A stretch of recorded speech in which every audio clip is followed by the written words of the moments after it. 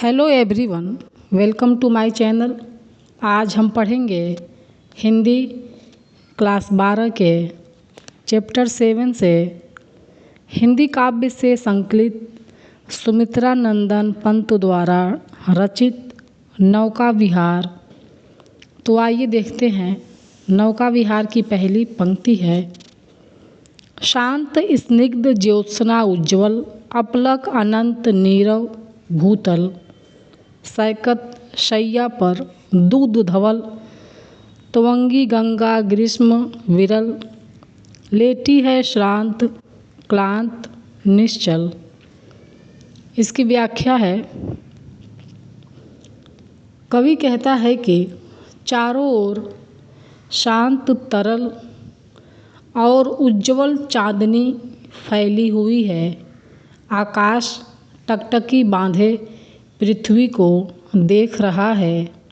ऐसे मनोहर वातावरण में गंगा बालू के बीच मंद मंद बहती हुई ऐसी प्रतीत हो रही है मानो कोई दुबले पतले शरीर वाली सुंदर युवती दूध जैसी सफ़ेद सैया पर गर्मी से व्याकुल होकर थकी और शांत लेटी हो। आगे की लाइन है। तापस बाला गंगा निर्मल, शशि मुख से दीपित मृदु करतल, लहरे उर पर कोमल कुंतल।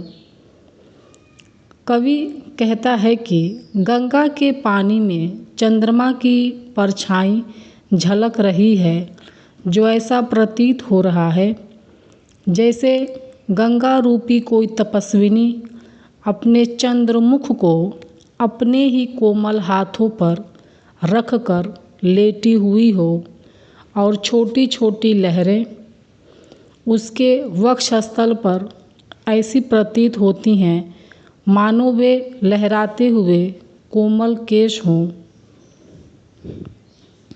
आगे की लाइन है। गोरे अंगों पर सिहर सिहर लहराता तार तरल सुंदर, चंचल अंचल सा नीलांबर। इसकी व्याख्या है। तारों से भरे आकाश की चंचल परछाई गंगा के जल में जब पड़ती है तो ऐसी प्रतीत होती है कि गंगा रूपी तपस्विनी बाला के गोरे गोरे अंगों के स्पर्श से बार बार कांपता तारों से युक्त नीला आंचल लहरा रहा है। आगे की लाइन है। साड़ी सी सिकुड़न सी जिस पर शशि की रेशमी विभा से भर सिमटी है वर्तुल मृदुल लहर, उस आकाश रूपी नीले आंचल पर चंद्रमा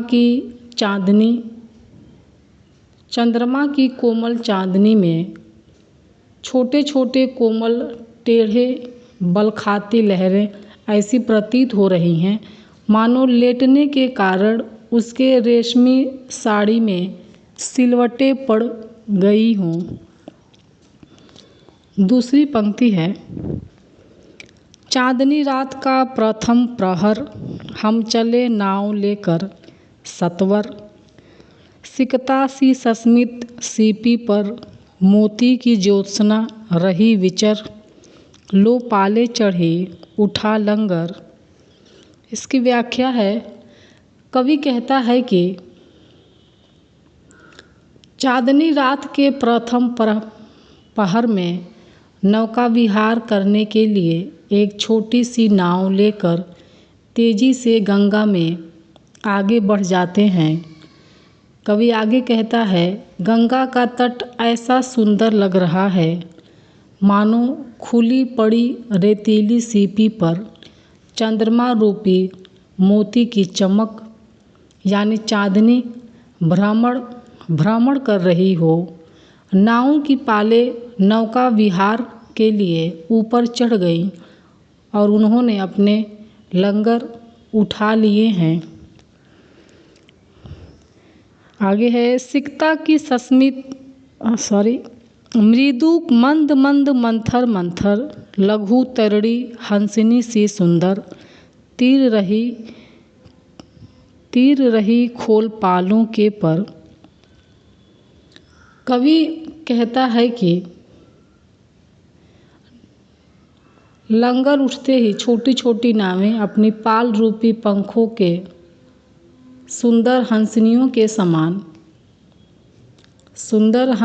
के समान धीमी धीमी गति से गंगा में तैरने लगीं।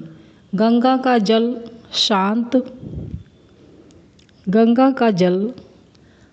शांत और स्थिर है, जो दर्पण के समान प्रतीत हो रहा है। निश्चल जल में सूची दर्पण पर बिंबित हो रजत पुलिन निर्भर, दोहरे ऊंचे लगते क्षण भर। कवि कहता है कि गंगा का जल शांत और स्थिर है, जो दर्पण के समान सुशोभित हो रहा है। उस जल रूपी स्वच्छ दर्पण में चांदनी में नहाया रेतीला तट प्रतिबिंबित होकर दुगने परिणाम में प्रकट हो रहा है। काला कांकर का राजभवन सोया जल में निश्चिंत प्रमन, पलकों पर वैभव स्वप्न सघन। इसकी व्याख्या है, गंगा के किनारे पर स्थित काला कांकर के राजभवन का प्रतिबिंब गंगा जल में झलक रहा है। ऐसा लग रहा है मानो यह राजभवन गंगा जल रूपी शैया पर निश्चिंत होकर सो रहा है और उसकी झुकी पलकें शांत मन में वैभव रूपी स्वप्न तैर रहे हैं। तीसरी पंक्ति है, नौका से उठती जल हिलोर, हिल पड़ते नभ के ओर छोर, विस्फारित नैनों से निश्चल कुछ खोज रहे चल तारक दल, ज्योतित कर जल का अंतस्थल। कवि कहता है कि नौका चलने के कारण जल में तरंगें उठती हैं, जिससे जल में प्रतिबिंबित आकाश इस छोर से उस छोर तक हिलता हुआ प्रतीत होता है। जल में पड़ती तारों की परछाई को देखकर ऐसा लगता है मानो तारों का दल जल के अंदर में प्रकाश फैलाकर अपनी आंखें फाड़ फाड़ कर कुछ ढूंढ रहे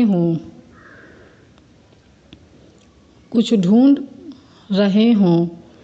आगे की लाइन है, जिनके लघु दीपों को चंचल अंचल की ओट किए अविरल, फिरती लहरें लुक छिप पल पल।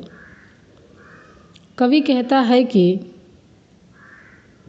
गंगा में रह रह कर उठने वाली चंचल लहरें भी अपने आंचल की आड़ में तारे रूपी छोटे छोटे जगमगाते दीपकों को छिपाकर प्रत्यक्ष लुकती छिपती हुई सी प्रतीत होती हैं। सामने शुक्र की छवि झलमल, पैरती परी सी जल में कल, रूप हरे कचों में हो ओझल। कवि कहता है कि वहीं पास में शुक्र तारे की झिलमिलाती परछाई जल में किसी सुंदर सी परी की तरह तैरती हुई दिख रही है। सफ़ेद चमकती हुई जल में उस परछाई के ओझल होने का दृश्य इतना सुंदर है कि कवि को चांदी से चमकते सुंदर केशों में परी के छिप जाने का आभास होता है। आगे की लाइन है, लहरों में घूंघट से झुक झुक दशमी का शशि निज तिर्यक मुख दिखलाता मुग्धा सा रुक रुक। कवि कहता है कि जल में प्रतिबिंबित दशमी के चांद का तिरछा मुख कभी लहरों की चंचलता में छिप जाता है तो कभी साकार हो उठता है, अर्थात सामने आ जाता है। उसे देख कवि को ऐसा प्रतीत होता है मानो अपने ही रूप यौवन से मुग्ध होकर नायिका अपने मुख को कभी घूंघट में छिपा लेती है तो कभी उससे बाहर कर लेती है। तो ये था सुमित्रा नंदन पंत द्वारा रचित नौका विहार का पार्ट 1। पार्ट 2 आने वाली नई वीडियो में देखने को मिलेगा। तो अगर आप लोग को वीडियो पसंद आया हो तो कमेंट सेक्शन में कमेंट करिए, वीडियो को लाइक करिए और मेरे चैनल को सब्सक्राइब करिए। Thank you.